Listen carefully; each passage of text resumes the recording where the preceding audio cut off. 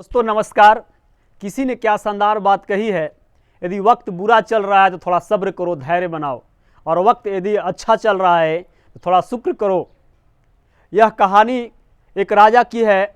एक राजा था, उसका बहुत बड़ा महल था और उसके महल के अंदर एक बहुत सुंदर, बहुत खूबसूरत, लाजवाब एक बागीचा था। उस बागीचे में तरह तरह के फूल रंग बिरंगे खिले हुए थे, कई प्रकार के फलों के भी पेड़ पौधे लगे हुए थे। उन्हीं सारे में से एक अंगूर का भी पौधा लगा हुआ था। बहुत खूबसूरत अंगूर का बहुत बड़ा सा पौधा था। अब उसमें अंगूर फल रहे थे, अंगूर कुछ पक रहे थे, कुछ कच्चे अंगूर थे। उस बागीचे में एक माली काम किया करता था। माली इस बात को लेकर बहुत परेशान था कि एक चिड़िया आती थी और उस अंगूर के जो लर्ची था, मिस पौधा था, उस पर वह बैठती थी और बैठकर पके हुए अंगूरों को वह खाती थी और कच्चे अंगूरों को काट काट कुतर कुतर कर वह नीचे ज़मीन में गिरा दिया करती थी। माली बहुत परेशान था, चिड़िया को उड़ाने का कोशिश करता था।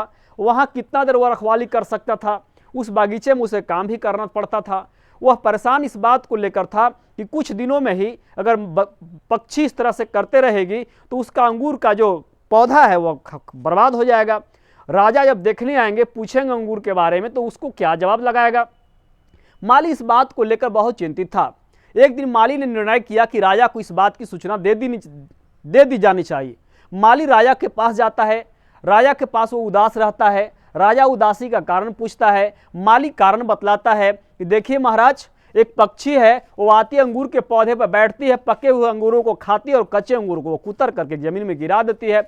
मैं बचाने का बहुत कोशिश कर रहा, लेकिन मैं नहीं बचा पा रहा हूँ। अंततः यह शिकायत मैं आपके सामने प्रस्तुत करता हूँ। राजा ने बोला, ठीक है, तुम्हें उदास होने की जरूरत नहीं है, मैं इसका उपाय ढूंढता हूँ। राजा ने उपाय के बारे में सोचने लगा। अगले दिन सुबह राजा भोर में ही जाकर उस बागीचे में उस अंगूर के पौधे के नीचे छुप जाता है। पक्षी है वो अपने समय पर आती है और आ करके उस अंगूर के पौधे पर वह बैठती है। राजा चुपके से जाकर उस पक्षी को पकड़ लेता है। पक्षी अब पकड़ा जाती है, लेकिन पक्षी जब पकड़ाती तो राजा को पक्षी बोलता है, महाराजा साहब, राजा साहब, यदि आप मुझे छोड़ दो तो मैं आपको 4 ज्ञान की बातें बतलाऊंगी। राजा ने बोला, ठीक है, मैं तुम्हें छोड़ दूंगा, लेकिन पहले तुम पहला वाला ज्ञान की बात बतलाओ। वह पक्षी ने राजा को बोला, महाराजा साहब, यदि शत्रु आपके पकड़ में आ जाए, आपके हाथ में आ जाए, तो उसे आपको नहीं छोड़ना चाहिए। राजा ने बोला, ठीक है, दूसरी तुम ज्ञान की बात बतलाओ।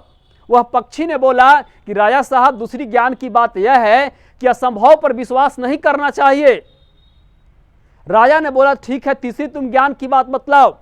वह पक्षी ने बोला, राजा साहब, तीसरी और महत्वपूर्ण ज्ञान की बात यह है कि भूतकाल में जो हो गया उसकी चिंता परवाह आपको अब नहीं करना चाहिए। राजा ने बोला, ठीक है, चौथी ज्ञान की बात बतलाओ।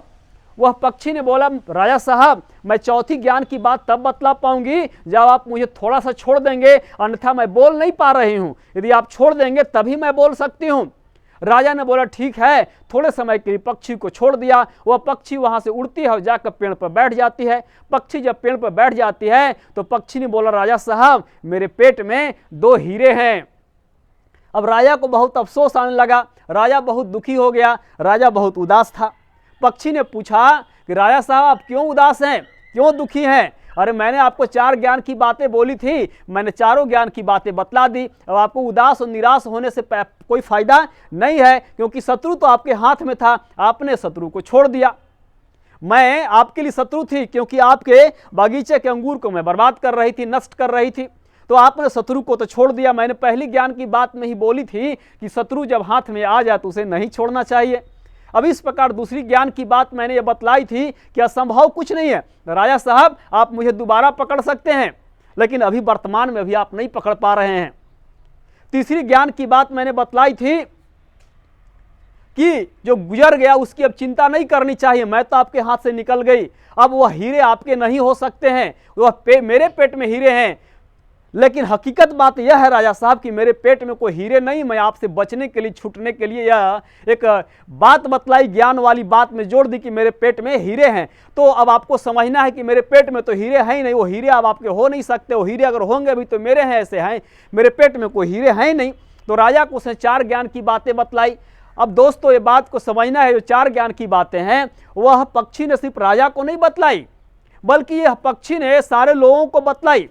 जो लोग अपने हाथ में आए शत्रु को छोड़ देते हैं, जो लोग असंभव पर विश्वास करते हैं, जो लोग भूतकाल की घटनाओं पर चिंतन मंथन करते हैं, जो लोग जो मिल नहीं सकता, हो नहीं सकता है, उसके पीछे लोग लगे रहते हैं। तो चीज़ों को देखो समझना है, वर्तमान में जीना है, और भूतकाल में जो बीत गई वो बात गई, उस पर अब चिंता नहीं करना है। भविष्य के लिए योजना बनाना है। और खुश रहिए, सदा खुश रहिए, हंसते रहिए, मुस्कुराते रहिए, लोगों को दुआ और आशीर्वाद देते रहिए। मुझे आशा है यह कहानी आपको अच्छा लगा होगा। जय हिंद, जय भारत, वंदे मातरम।